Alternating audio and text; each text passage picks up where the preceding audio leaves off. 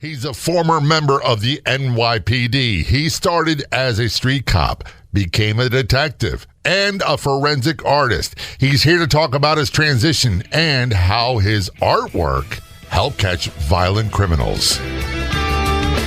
Welcome to the Law Enforcement Talk Radio Show. In the Law Enforcement Talk Radio Show, we are joined by special guests talking about their experiences, the realities of investigating crimes, plus those who have experienced horrendous trauma. Police, first responders, military, and victims of crime share their stories. Hi, I'm John J. Wiley. In addition to being a broadcaster, I'm also a retired police sergeant. Be sure to check out our website, letradio.com, and also like us on Facebook. Search for the Law Enforcement Talk Radio Show. Brought to you by 4patriots.com. That's the number 4patriots.com. They offer the world's best survival food, the Patriot Power Generator 2000X and more. And right now, you can go to 4patriots.com and use code LET to get 10% off your first purchase on anything in the store. You'll also get their famous guarantee for an entire year after your order. Plus, free shipping on orders over $97. And a portion of every sale is donated to charities who support our veterans and their families.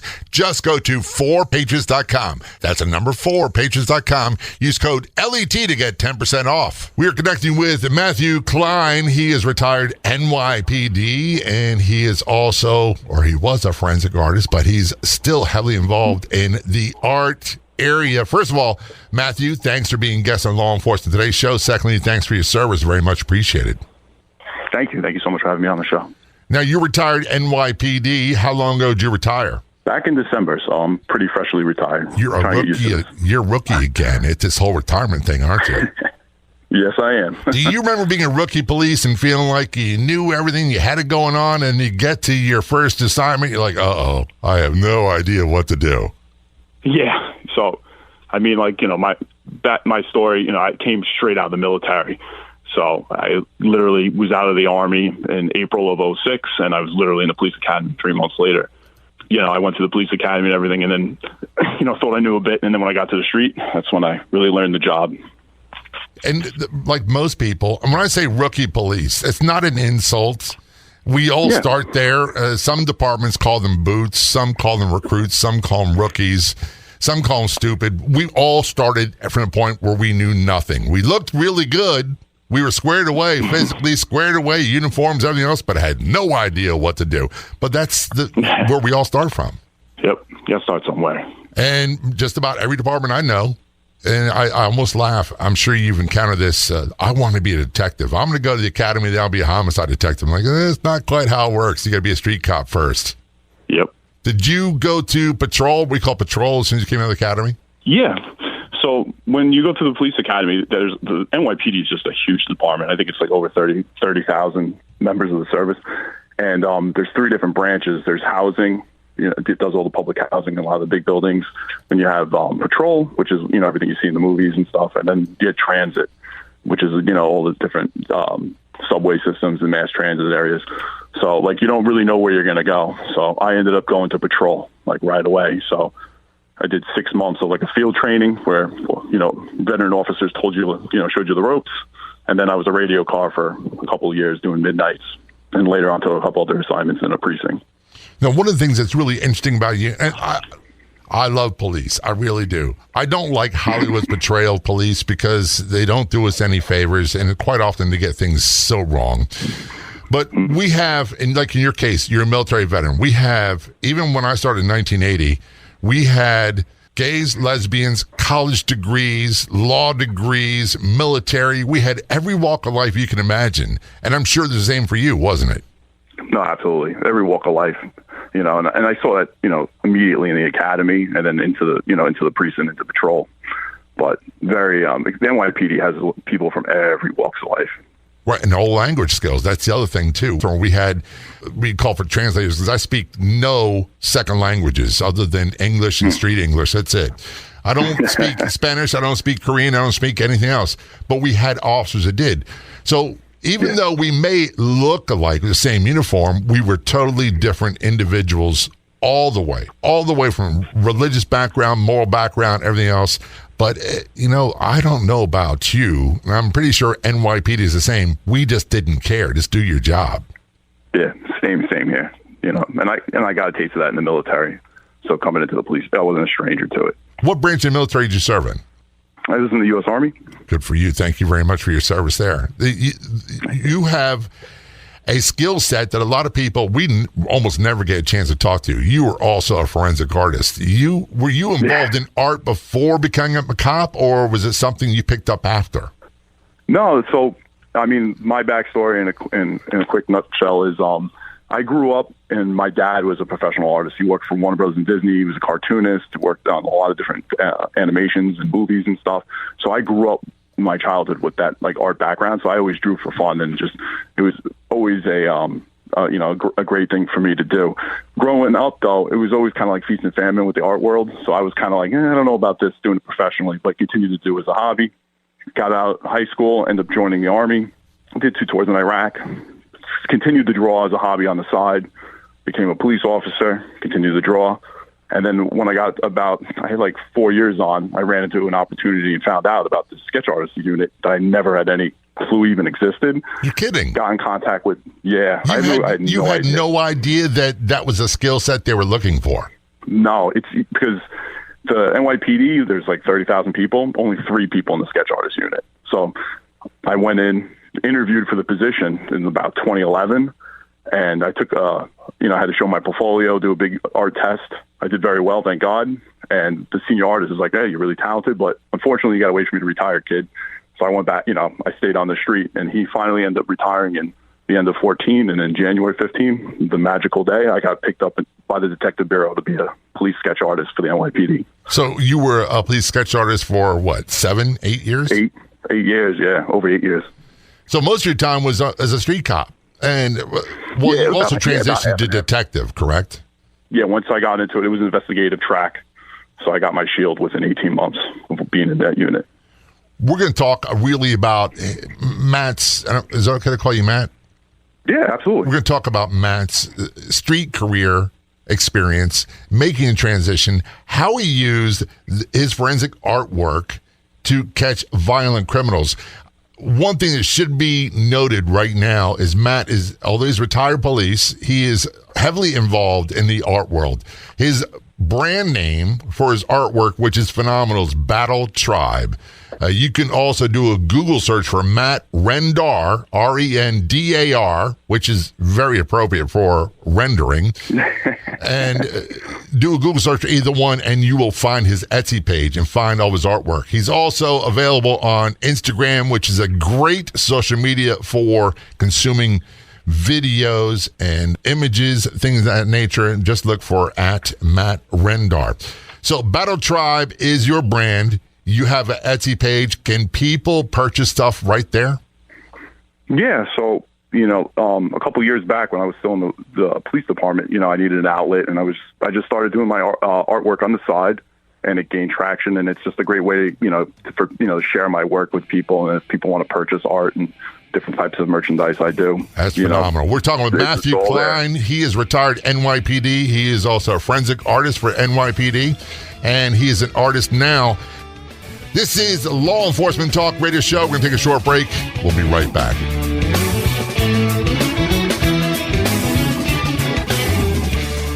Authorities are now checking our grid for vulnerabilities. They've identified 9 key substations. If these substations are attacked, power could be knocked out from coast to coast for up to 18 months. Imagine a blackout lasting not days, but weeks or months. Your life would be frozen in time right at the moment the power fails. Lights all over the country would go out, throwing people into total darkness. That's why having your own solar power is more important than ever. With the new Patriot Power Generator 2000X, you get a solar generator that doesn't install into your house because it's portable. You can take it with you, even use it inside. But it's powerful enough for your phones, medical devices, or even your fridge. And right now, you can go to 4patriots.com and use code LET to get 10% off your first purchase on anything in a store, including the Patriot Power Generator. You also get their famous guarantee for an entire year after your order. Plus, free shipping on orders over $97, and a portion of every sale is donated to charities who support our veterans and their families. Just go to 4patriots.com. That's the number 4patriots.com, and use code LET to get 10% off. That's 4patriots.com. Use code LET to get yours today.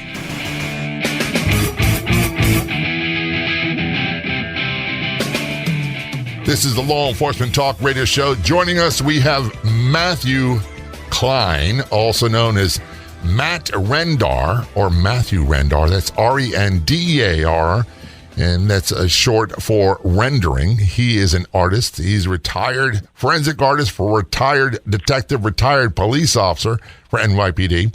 You can find him on Instagram. Look for @Matt Rendar. Do a Google search for Matt Rendar or Battle Tribe to get to his Etsy page and see his artwork.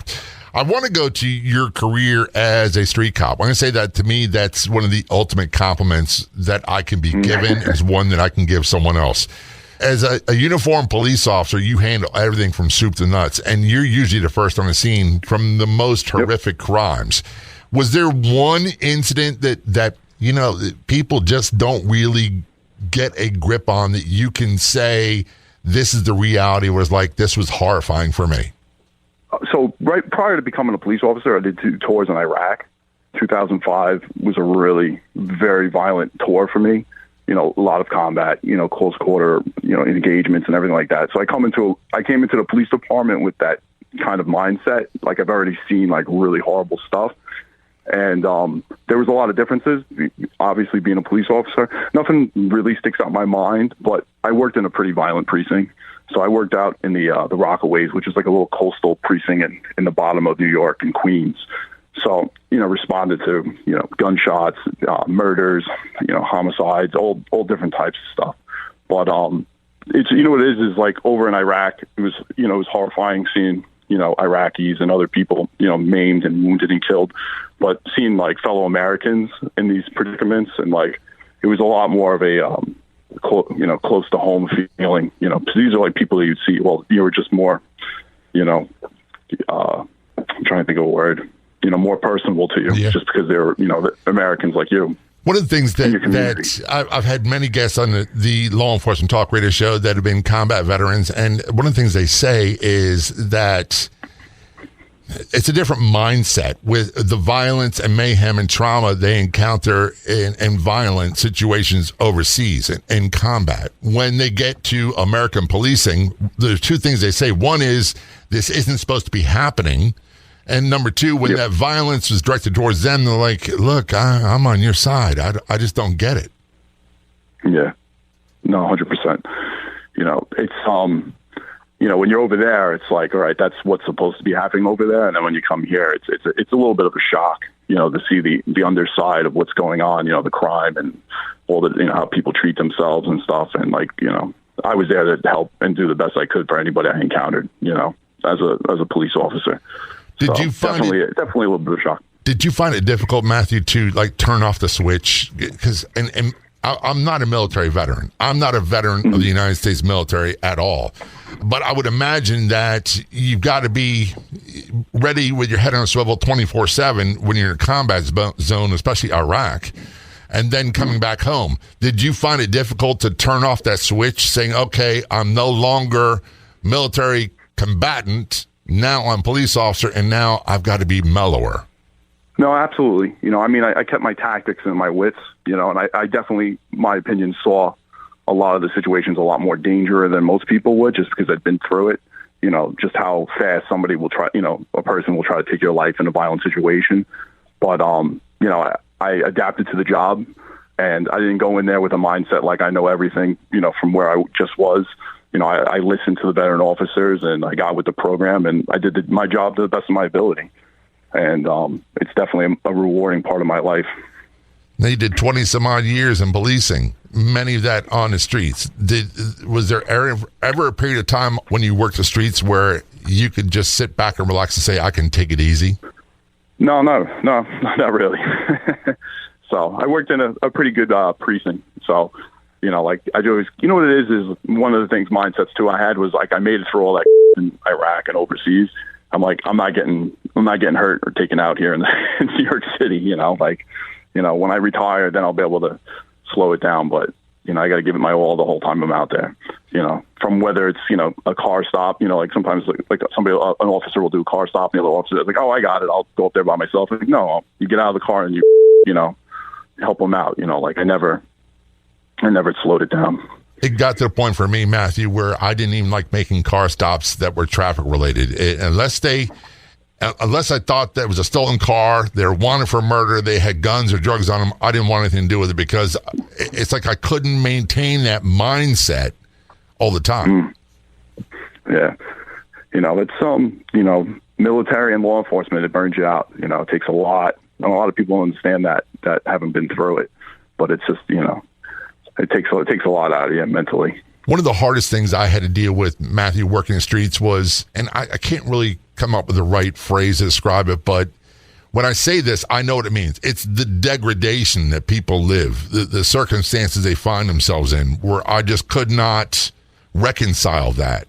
For example, as an old man, he was blind and he was living in a basement. He was renting someone's basement and he was covered with bugs, and he threw kerosene all over himself to get the bugs off of him. And I'm 28 at the time, thinking I got it all going on, and I cannot put that into the proper space where it belongs. It just baffles me that people lived the horrifying, desperate lives they lived, and we had to deal with that all the time.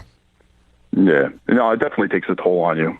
Just seeing, as I said before, like over in Iraq, you have expectations. You see what it is. It's a foreign country. It's like another planet. And then you come back to America, and it's just like the surprise that the stuff that you see, and it weighs on people a lot. But that's the nature of the job, and somebody's got to do it. So you do your time in there and make it happen, and move on from there. How old were you when you first got sent to Iraq?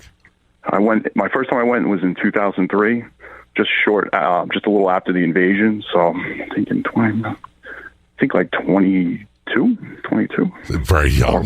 That was very young. And then there was guys younger than me, though. 18, how old were you when you came out of the academy? So 22. So 20. I was in the academy in 06. So 25. Yeah, and it's still the reason I bring that up is I can't imagine being in my early 20s going to a combat zone in a totally different part of the world where people live totally different. My mind can't. Yeah. I don't have a point of comparison, Matt, to say, oh yeah, I got that. When it comes to policing, one of the things that never ceases to amaze me is we get calls, and I'm sure you got these too, for domestic disputes. I was 22 years old, and I'm trying to tell people how to live their lives and get along together. And I couldn't even date for longer than 2 weeks. I was so bad. And then doing death notifications, 3:00 in the morning, knocking on the door. And by the way, is this Mr. Brown? Yes. Do you have a son named so-and-so Brown? Yes. He was killed in a car accident in Ohio. I'm sorry to break it to you. And he was younger than me. And nothing really prepared us for that. We are talking with Matthew Klein. Matthew is a retired NYPD. He's also a U.S. military veteran, and he is a forensic artist, and he's also heavily involved in art now. Do a search on Google for Matt Rendar, Rendar, or his brand Battle Tribe to get to his Etsy page to see more, or check him out on Instagram. Look for @Matt Rendar. When we return, we're going to talk about how he used forensic art to catch violent criminals. Don't go anywhere.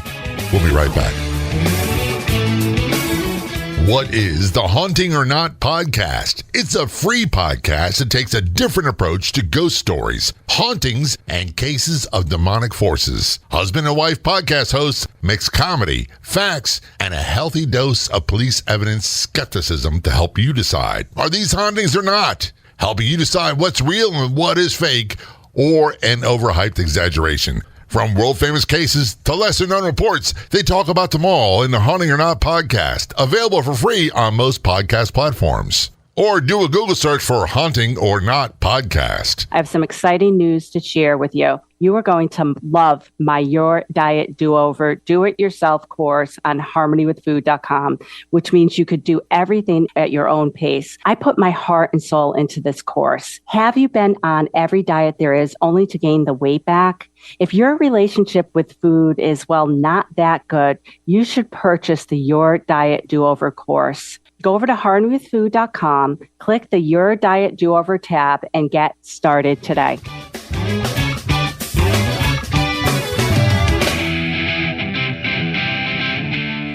Return to our conversation with Matthew Klein, retired NYPD. He is also a forensic artist for NYPD.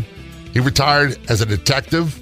He's heavily involved in art now. His brand name is Battle Tribe. You can do a Google search for Matt Rendar. That's his brand name, or Battle Tribe to get to his Etsy page, or check out his artwork online at Instagram at Matt Rendar. Man, I got to tell you, the first thing about forensic artists is I can't barely draw a stick figure. So I'm not going to critique. I will say this. We would see many of the forensic artwork that came out, and this is a suspect. I'll use, for example, a child rapist that abducted children and violently assaulted them. And when you see the actual suspect, they don't look anything alike. And I want to say, not even close, but a lot of crimes are solved by forensic art. No, absolutely. What was the most difficult challenge you found in using your art? For example, the first major case that you cracked with your forensic art. Do you recall that one? Oh, yeah, absolutely. So, the first thing to start off with is like the way the success is not how good you draw and everything. It's how you listen and the rapport you have with the witness and with talking to them. Because if they're not comfortable with you, they're going to miss out on crucial details that could, nail that, the perp for the detective squads to figure out who it is. Like, one scar or the way the guy's eyes looked, so important. So the first case that I had a really good success was I was brand new rookie actually in the unit. There was a emotionally disturbed woman in Central Park, and she was trying to steal children. And there was an au pair in the park pushing two children in a swing set, and this woman emerged from the forest, grabbed one of the 2-year-olds like a football, and took off running with her. So the au pair chased after her, was able to tackle her and wrestle the child away from her. They brought the au pair down to police headquarters. I interviewed her. They did the sketch. They put the sketch out everywhere. So all over the news. That's another thing too. Is like, that drawing you did, boom, it's in mass media. It's on the Fox News. It's in the New York Times, the Post. It's all over the place. So I get a phone call from my mom the next morning, like, oh, they caught her. I'm like, are you serious? So I turn on the news, and sure as can be, they caught her. So what happened was the sketch got distributed, all over the internet and everything, in mommy groups that frequently went through Central Park, had it on their phones. They're always on the lookout. And they saw the woman. They called it in, and the police got and arrested her right away. So they got this dangerous woman out who was trying to, harm children for some unknown reason. They got her. And, it was just nice to be a small part of that, being able to help the detectives out in the field, find who they were looking for. You got to give yourself a little credit. You got to give yourself a little pat on the back for that one, don't you? Yeah, it was pretty cool. I was just really happy. It was cool that my mom saw it. Isn't that something? Like, wow. The people that you really want to impress, I'm air quoting saying impress, the ones that matter the most to me, my mom, my sisters, my wife, my daughters, those are the people that really matter the most. And they almost never seem to catch the good stuff. It's usually they see all the bad stuff. Yeah. So, no, it was very rewarding career in the sketch artist unit, because I was able to be a part of some really awesome cases that I would have never dreamed of ever being a part of. So being the guy called up for it and being able to, help and be a piece of the puzzle. Was your dad, who was a big in the art world, was he alive when this happened? Yeah. No, he's still currently alive. Good for you. But, did you have that moment? Like the beer commercials always have, where it's like, yeah, dad's arms around the guy. You did good, son. He was like, like, you made it. You're a professional artist. You're being paid professionally to do that. You went on like some crazy roundabout way. Going to Iraq, running through the streets and stuff, and but you made it. And I think, very, very proud of me. It's a very nice ending to the career that I never thought I would ever have. You know, it was a talent I always had in my back pocket and just did it for fun. And then it ended up being something I helped, you know, lots of people with, and being a crucial part of the NYPD was very, very rewarding. It's a lucky. Big part of your after police work life as well. But I got to ask you this, and I personally, you know, my father passed like 30 years ago due to lung cancer.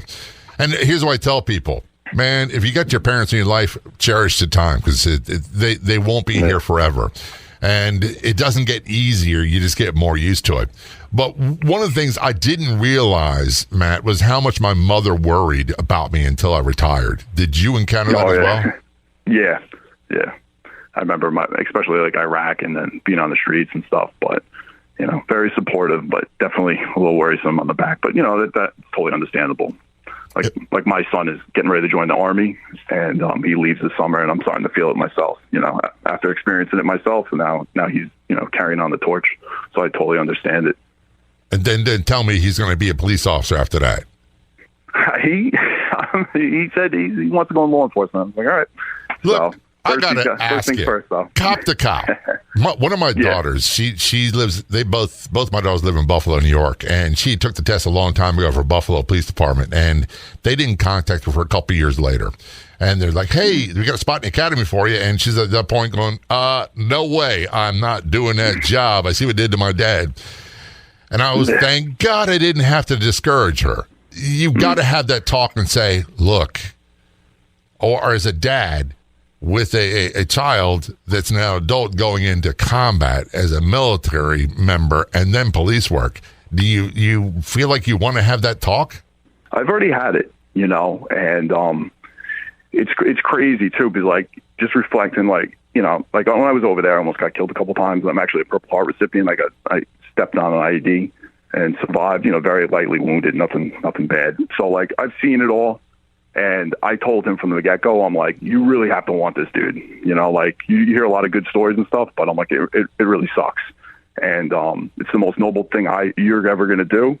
But if you're not invested and want to do it, you know, don't do it because Dad did it. And he's like, nope, I want to do it. So, and you just look into his eyes and you see that he wants to do it. And it also, too, like, you know, not to, you know, be down on anybody else, but, like, who's going to do it? So when you feel the few feels, you know, it's their calling to serve the country, you know, our communities, our cities, you know, God bless them, because who else is going to do it, you know? Someone's got to. And somebody's got to do it. That causes me to lose sleep. One of the things that someone on the show said a long time ago is that if you don't like the A team in police work, wait till the B team shows up. Wait till the second stringers show up.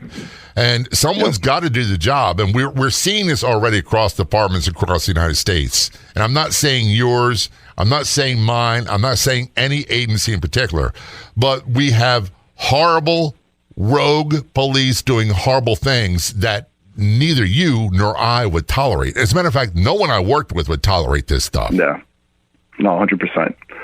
You know, so, you know, but the way you combat that is the best step up to the plate, you know, to serve. So. Yeah. And here we are, a couple old retired police talking about what some of the younger should be doing. Look, there are times, Matt, that I look back and I go, I don't know how I survived. And at the time, I thought it was because I was really good at what I did. I was a really good police. I worked with really great people, and, you know, nothing bad was going to happen to me. And then I realized that some really, really great cops, they were killed. Other ones remained. I got injured, but others are in wheelchairs. And I couldn't find a logical reason why them and not me. This is a Law Enforcement Talk radio show. We're going to return to our conversation with Matthew Klein in just a moment. He goes by the AKA alias of Matt Rendar, R-E-N-D-A-R. Do a Google search for Matt Rendar or Battle Tribe, his brand, to get to his Etsy page to see his artwork.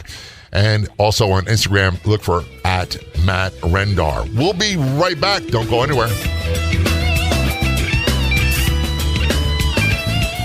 Discover the exciting world of podcasts at hefepods.com. Immerse yourself in exciting stories, Learn new knowledge and connect with great podcasts in both English and Spanish at jefepods.com. From captivating stories to life advice and much more, there's a podcast for every interest and passion. Be entertained by your favorite radio personalities in both English and Spanish and explore great stories in every podcast. English and the hard-to-find Spanish language podcasts are all at jefepods.com. Don't waste any more time. Find a great English or Spanish language podcast to follow and discover a world of possibilities in your own language.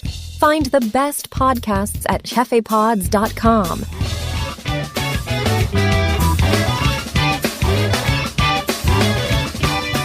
Return to conversation with Matthew Klein on the Law Enforcement Talk Radio Show. Matthew is a retired NYPD officer, also United States Army military veteran, Purple Heart recipient.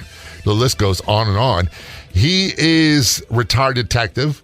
He's a forensic artist, comes from an art background, and it's something I know nothing about. Before we get into the art, it's still part of his life. His brand name now is Battle Tribe. You can do a Google search for Battle Tribe or Matt Rendar, R-E-N-D-A-R, to get to his Etsy page, or check him out on Instagram. Look for @MattRendar. We talked earlier, Matt, about the woman in the park that was trying to harm children. There was another case that your forensic art was involved in helping to arrest someone. Was it a cold case? Yeah, it was a cold case from a homicide from 1976. Pretty wild. Oh, 1976. Were you even around then? No, I was not. Isn't that... Look, I got to ask, doesn't that kind of strike you as odd that your artwork that you're involved in, interviewing a cold case from before you were born, was instrumental in capturing or identifying the suspect? Yeah. No, it was a very, very cool case. It was like one of the last big cases I did before I retired, so it was just a really nice way to go out. But a really, horrific murder that I was able to play a piece in, and like some of the, it's funny though, because some of the detectives that were involved in the case are like just the top of the cream of the crop of the NYPD. So just to be a part of it and to get a conclusion to it, unfortunately a lot of cold cases, don't go too far. But it was a great case. What's the old saying? Is it if it's not solved or got serious clues in the first 48 hours, you're kind of done. Yeah, it's very, very hard. Catching a cold case from 1976. How long did it take before they found out who the suspect was? So it was actually back in, I think it was 2021 the case started. So what happened was a victim, a witness of the murder came to the detective squad and was pretty much saying, and this is all you can Google, this is really a lot of stuff online about it, but she came back and she had a horrible memory when she was younger, that her stepdad had brought a body bag, 2 bags home with body parts in it, and had her help bury it in the backyard. So the detectives were like, "Ooh!" So the detectives find out where this address was, and this is back in the 70s. So they find the address, they get a warrant, permission, they go in, cadaver dogs, they find remnants of this victim. They do DNA tests. They come back to nobody. This person's never been arrested. They don't have any DNA in the file, from back in the day. So they end up through different channels doing a genealogy, a familial DNA report, and they find several relatives all over America, and they reach out to them. And all these relatives are in like their 70s and 80s, and they all recall that their uncle went missing back in 1976. So the NYPD finds the missing report for this gentleman, and they know it. They think it's him. They have all the information on the missing report. How much he weighed, what he looked like, everything like that. They talk to the relatives. The relatives do not have any photos of this guy. So they're trying to figure out what he looks like. So I get the random phone call, feet on the desk. I put my feet down, pick it up, and it's like, "Hey, how you doing, Detective Klein? We're cold, homicide and cold case. We're trying to do a picture of a guy. We have his DNA. He was a victim. He went missing back in the 70s, in 76, and we're trying to find out what he looks like. We have his DNA report. Well, it has all different things on it, like what he looked like based on his DNA. We have a missing report from when he went missing around the time, and we have photographs of the relatives.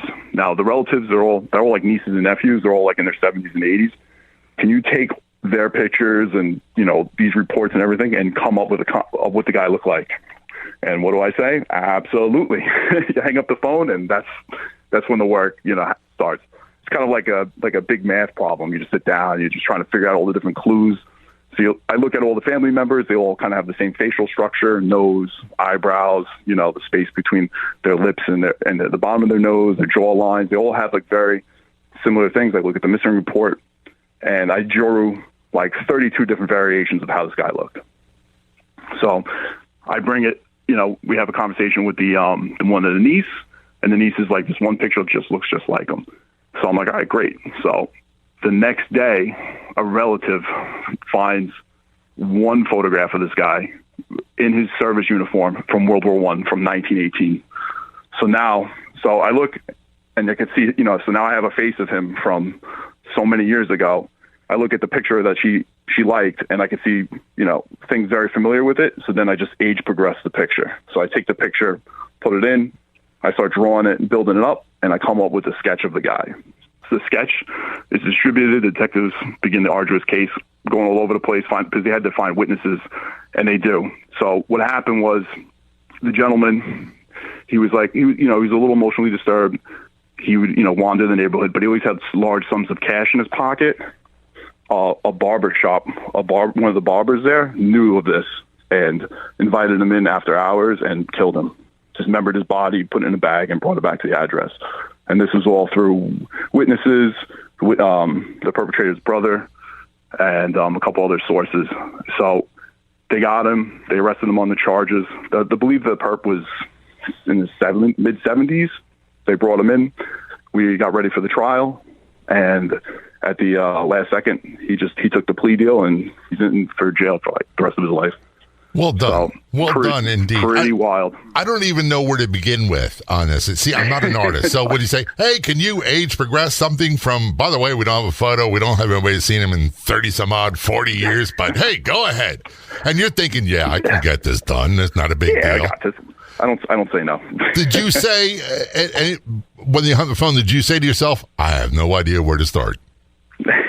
You know what it is? It's like everything in life. You just break it down to small, manageable chunks and start nice little slow roll and start from the beginning. And that's what I did, What they say, how do you eat an 800-pound gorilla or an elephant in the corners in one bite at a time? That's all you can do. And start with the worst part first, because it's going to be bad.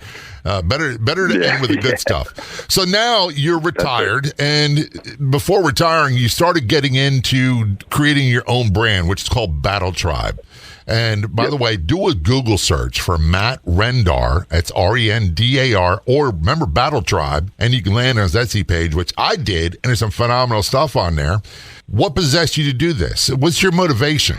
It was just it started off as just like a fun thing, and it turned into a business. I just do a lot of, like pop culture, comic book. I just kind of do a lot of military, law enforcement, all different types of things. For D-Day, so that I did a picture, a drawing commemorating the invasion of Normandy, and just a lot of different stuff, a lot of military history. I do some like nerdy stuff, like from movies, and it's great, and people enjoy it. And, I get a lot of feedback from different people, but it's a complete labor of love and outlet for me.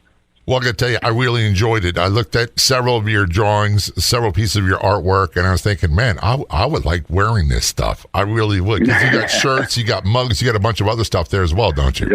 Yep. Do a Google search, again, for Matt Rendar. Now, the reason Rendar is so important, because it's short for rendering, says Matt Rendar, R-E-N-D-A-R, or Google search Battle Tribe, and you will get to his Etsy page, and you'll find his brand. And one of the other places you can find him on social media is Instagram. Look for @Matt Rendar. Are you on any other social media outlets, Matt? Nope, that's it. And that's a perfect spot for visual consumption of photos and videos, Instagram. I want to thank you for your service, Matt, and thank you for your fascinating efforts, and most importantly, for being a guest on the Law Enforcement Talk radio show. All very much appreciated. Thank you so much. It was a complete pleasure.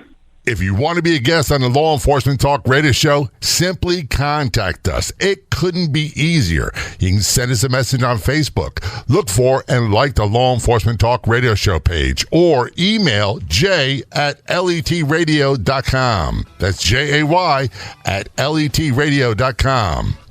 I'd like to thank our guests for coming on the Law Enforcement Talk Radio Show. The Law Enforcement Talk Radio Show is a nationally syndicated weekly radio show broadcast on numerous AM and FM radio stations across the country. We're always adding more affiliate stations. If you enjoyed the podcast version of the show, which is always free, please do me a favor and tell a friend or two or three. I'll be back in just a few days with another episode of the Law Enforcement Talk Radio Show and podcast. Until then, this is John J. Wiley. See ya.